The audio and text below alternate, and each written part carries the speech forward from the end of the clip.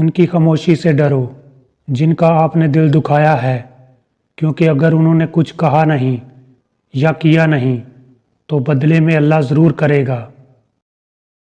آپ جتنے خاموش ہوں گے اتنا ہی آپ بہتر سن سکیں گے۔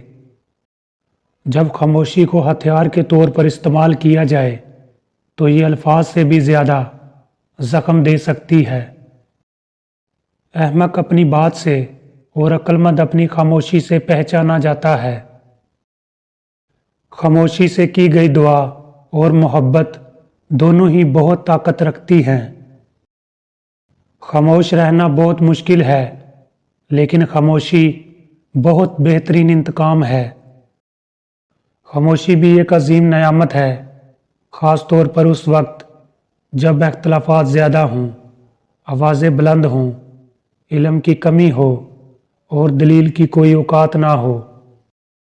بولنے کا حق چھینا جا سکتا ہے، خاموش رہنے کا نہیں۔ خاموشی ایک ایسی عبادت ہے جسے فرشتہ لکھ نہیں سکتا، شیطان اسے بگاڑ نہیں سکتا اور کوئی اسے جان نہیں سکتا۔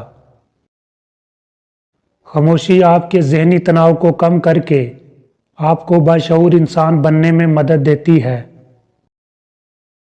خاموشی آپ کو ایک کامیاب انسان بننے میں مدد دیتی ہے۔ ناراض آدمی کو پیار سے خاموش کرو، بیمار انسان کو نرمی سے خاموش کرو، کنجوس کو سخاوت سے خاموش کرو اور جھوٹے کو سچ کے ساتھ خاموش کرو۔ جلد تجربہ کار ہونے کے لیے ایک اصول یاد رکھیں، زبان بند رکھیں، آنکھیں اور کان ہمیشہ کھلے رکھیں۔